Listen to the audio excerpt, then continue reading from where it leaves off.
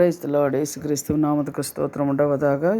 இன்னைக்கான தேவ வார்த்தை எஜேக்கியேல் 34வது அதிகாரம் 26வது வசனம் பாருங்கள். நான் அவர்களையும் என் மேட்டின் சுற்றுப்புறங்களையும் ஆசீர்வாதமாக்கி ஏற்ற காலத்திலே மழையை பெய்ய பண்ணுவேன், ஆசீர்வாதமான மழையை பெய்யும் அப்படின்னு சொல்லி வாக்குத்தத்தம் ஆண்டவர் சொல்லியிருக்கிறார்.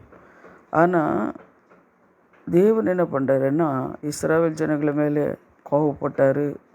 இஸ்ரவேல் ஜனங்கள் எல்லாம் தேவனுக்கு விரோதமான காரியங்கள் செய்யும்போது அவர் கோபப்படும் போது கூட அவர் என்ன பண்ணுறாரு, இரக்கமுள்ள தேவன். மறுபடி அவர் என்ன பண்ணுறாரு, சொல்கிறாரு, நான் அவங்கள ஆசீர்வதிக்கிறேன், ஏற்ற காலத்தில் அவருக்கு மழையை பெய்கிறேன் அப்படின்னு சொல்லுகிறார்.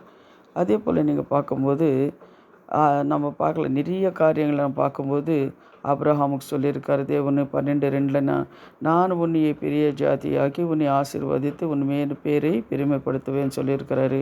அதே போல் லேவியராகம்ல நீங்கள் கூட பார்க்கும்போது நான் ஏற்ற காலத்திலே உங்களுக்கு மழையை பெய்ய பண்ணுவேன், பூமி தன்னை பலனியை வெளியிலுள்ள மரங்களெல்லாம் தங்களை கனியையும் கொடுக்கும்னு சொல்லி இந்த மாதிரி நிறைய இடங்களை நம்ம பார்க்கும்போது தேவன் என்ன பண்ணுறார், ஆசீர்வதிக்கிற அப்படின்னு சொல்கிறார்.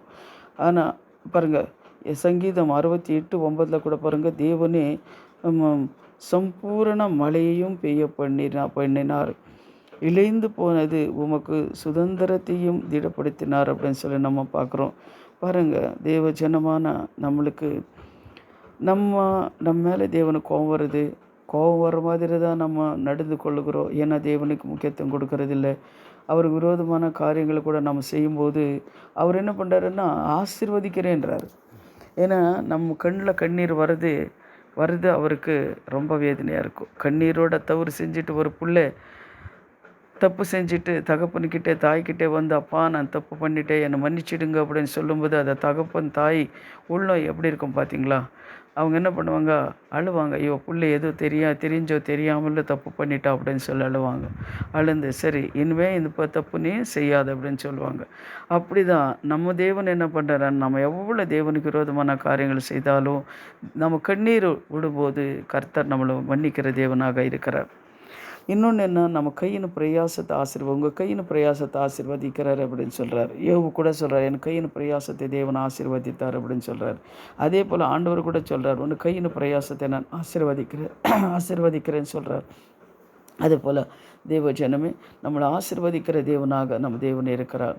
ஆனால் சம்பூர்ணமாய் நம்ம ஆசீர்வதிக்கிற தேவனாக இருக்கிறாரு. ஏற்ற காலத்தில் என்னென்ன அவர் செய்யணுமோ செய்கிற தேவனாக இருக்கிறாரு.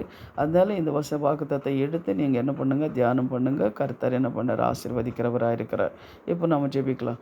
எங்களை அதிகமாக நேசிக்கிற பரலோக பிதாவே, சர்வ வல்லமுள்ள தேவாதி தேவனே, இந்த வார்த்தை தேவா நீர் கொடுத்ததுக்காக ஸ்தோத்திர சுவாமி. இதெல்லாம் ஆண்டவரே இருபுறமும் கருக்குள்ள பட்டயத்தை போல கருக்கான இந்த வார்த்தைகள் ஒவ்வொரு வார்த்தையில் வல்லமை உண்டு சுவாமி. இந்த வார்த்தை இந்த காலை வேளையில் நீ கொடுத்ததுக்காக ஆண்டவரே நன்றி. கேட்குற ஒவ்வொரு பிள்ளைங்களும் கர்த்தா விசுவாசிக்கட்டும். கர்த்தா என்னென்ன காரியங்கள் அவங்க செய்து கொண்டிருக்கிறாங்களோ அந்த காரியங்கள் எல்லாம் இன்றைக்கி எனக்கு தேவன் இந்த வார்த்தை கொடுத்துருக்கிறார், இந்த காரியத்தில் எனக்கு வெற்றி கடிக்கும், என் தேவன் ஆசீர்வதிப்பார் அப்படின்னு சொல்லி தேவனே அவங்களுக்கு சந்தோஷமும் சமாதானமோட விசுவாசத்தோட ஆண்டவரே இந்த வார்த்தையை கேட்கவோ சுவாமி படிக்கவோ உதவி செய்யுங்க ஆண்டவரே.